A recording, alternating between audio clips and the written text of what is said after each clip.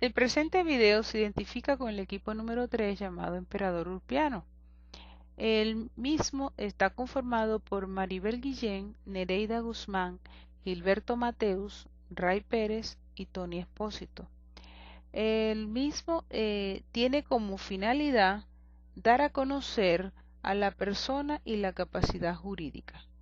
Para ello se define inicialmente el término de persona, que deriva de prosopon, en el cual se refiere que para los romanos significa normalmente hombre, es decir, que sin aludir en modo alguno a su capacidad, de manera que es persona tanto la persona libre como el esclavo. Sin embargo, el esclavo no es considerado como objeto de derecho. Para considerar nacido un hombre en la época de Roma, debe cumplir con los requisitos de existencia. El primero de ellos es haber nacido. Aquí lo que exige es que el nuevo ser estuviera separado del cordón materno. Segundo, nacer vivo, que es vitalidad. Para los preculeyanos era necesario la concurrencia de evidencias vitales como el llanto, y para los sabanianos bastaba con que la criatura respirara. Tercero, que tenga forma humana, porque los monstruos pródigos o portentos no eran considerados como personas. Es por ello que se hace necesario conocer cómo era el nacimiento en la época de Roma. Es decir, que en el derecho romano carece de una teoría general sobre los requisitos del nacimiento. Por consiguiente, en Roma existió un registro de nacimiento a partir de la época de Augusto, donde era obligatorio, se exigía mediante la ley romana que el paterfamilia registrara al hijo en los 30 días siguientes de haber nacido, pues con el objeto de dar a conocer cuándo realmente se produjo ese nacimiento. Finalmente, la persona física es objeto de derechos y obligaciones. Finalmente, en el ámbito del derecho, el análisis de la persona física se conoce con el término estatus. Extinción de la persona física o natural en Roma. El hombre se extingue con la muerte. Muerte, cese definitivo de las funciones de respiración y corazón. Si varias personas unidas por lazos parentales perecían en una misma catástrofe y no era posible determinar quién había muerto primero, se le consideraba muertos a la vez. La persona física, el hombre, se extingue con la muerte, que lo mismo que el nacimiento son hechos que deben ser probados por quienes invocan algún interés. No es siempre posible, en ocasiones determinadas, la prueba del fallecimiento de una persona, y por ello, cuando es difícil semejante demostración, el derecho llegó a prever esta dificultad, estableciendo presunciones más o menos fundadas. El derecho romano sí conoció las presunciones de muerte. Así, si varias personas unidas por lazos parentales perecían en una misma catástrofe y no era posible determinar cuál había muerto primero, se le presumía muertas a la vez o simultáneamente, excluyéndose la sucesión entre ellos. Los romanos establecían para la presunción de muerte que si una persona cumple 70 años y se ausenta durante 5 años o más y no se tienen noticias de él, se presume muerta. Dentro de las presunciones de muerte aparecen los vocablos conmoriencia y premoriencia. La muerte simultánea de 2 o más personas se denomina conmoriencia. Se presumen muertas al mismo tiempo, se refiere al perecimiento en un peligro común, esto es, un efecto no procurado o producido por uno de los conmorientes. Cuando varias personas llamadas a suceder mueren con ocasión de un mismo siniestro, es necesario determinar cuál ha muerto primero, pero por ser de gran dificultad la prueba de la prioridad, los ordenamientos jurídicos aceptan una de dos soluciones, o establecen presunciones de premoriencia, o acogen una presunción de conmoriencia. La premoriencia fue conocida en el derecho romano, que determinaba una premoriencia limitada al caso de que se tratase de ascendientes, ordenando que cuando el descendiente era puber, se entendía premuerto al ascendiente, mientras que si era impúber, se estimaba que había muerto primero el descendiente.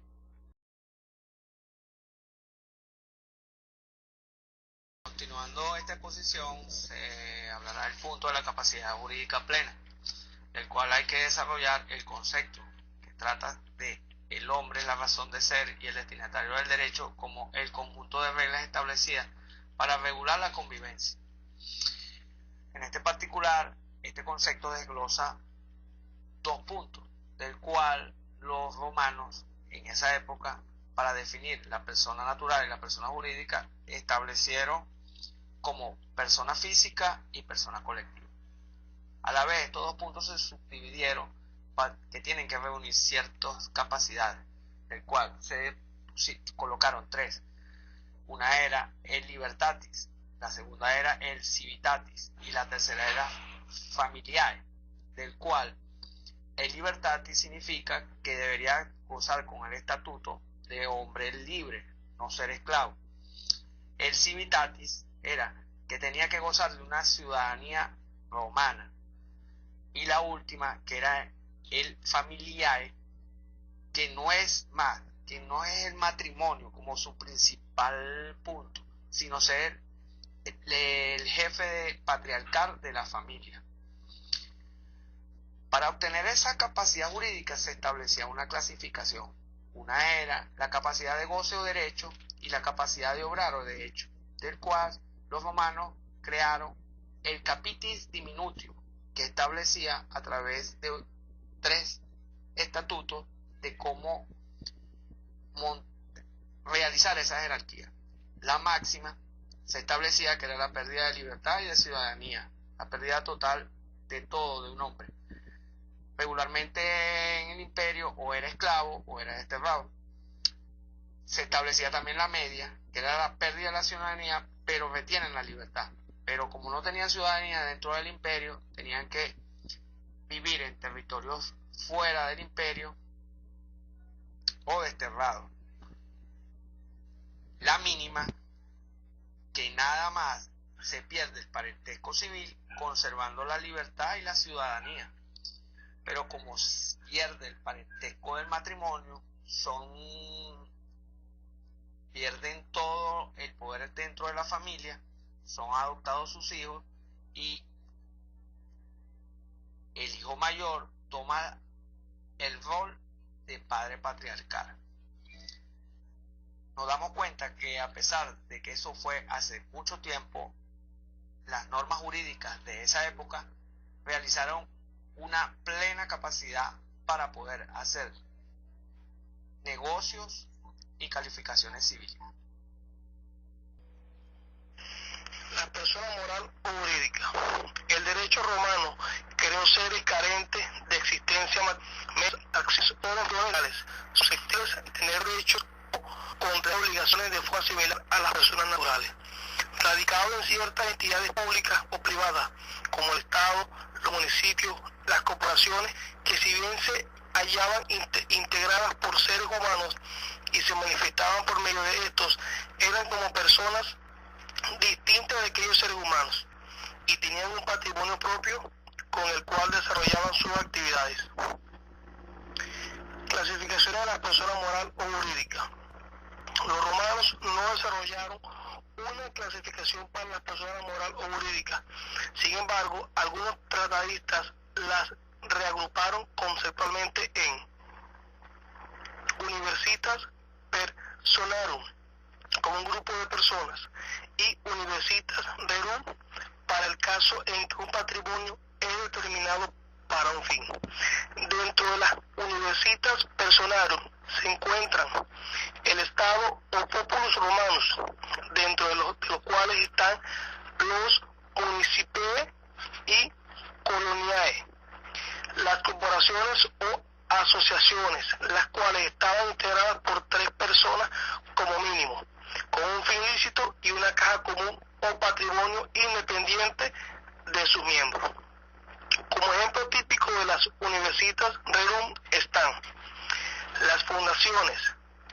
Estos, entre comillas, patrimonios fundacionales, tuvieron a partir de Justiniano la capacidad para recibir por testamento, cobrar créditos, entablar acciones judiciales y realizar permutas. Cuadro comparativo entre la persona natural y jurídica con el derecho actual. Hablando de persona, persona es el derivado de la expresión latina personare, denominación dada a las máscaras que eran utilizadas por los actores en las escenas para dar mayor amplitud a la voz. El término a su vez era empleado en sentido figurado para señalar el rol que desempeñaba el individuo tanto en la sociedad como en la familia. En Roma no bastaba ser hombre para considerarse persona, ya que además de reunir los requisitos establecidos como el haber nacido, nacer vivo y tener forma humana, para considerar su existencia humana debía reunir otras circunstancias como el poseer los 3 estatus que se relacionaban con la libertad, la ciudadanía y su situación dentro de la familia, conocidos estos como el status libertatis, status civitatis y el status familiares, en ese orden. Nuestro Código Civil, el venezolano, en su artículo 16 establece que todo individuo de la especie humana son personas naturales. Y el artículo 17 del mismo código refiere a que basta que haya nacido vivo para ser considerada persona independientemente de las condiciones físicas en caso de ser un feto. La expresión persona jurídica no era utilizada de acuerdo a las fuentes romanas. Estas utilizaron términos como corpora, universitas, societas, entre otros.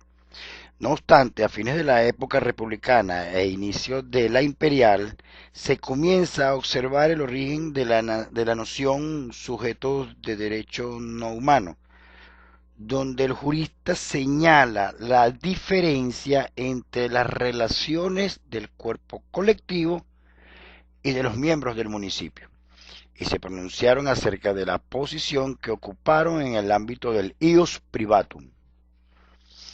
La legislación venezolana establece como personas jurídicas con capacidad de obligaciones y derechos a la nación y sus entidades políticas, a la iglesia, independientemente del culto, a las universidades y en general a todos los seres y entes morales de carácter público. Además, a las asociaciones, corporaciones y fundaciones lícitas de carácter privado, que adquieran este carácter mediante un acto de protocolización ante la autoridad destinada para tal fin.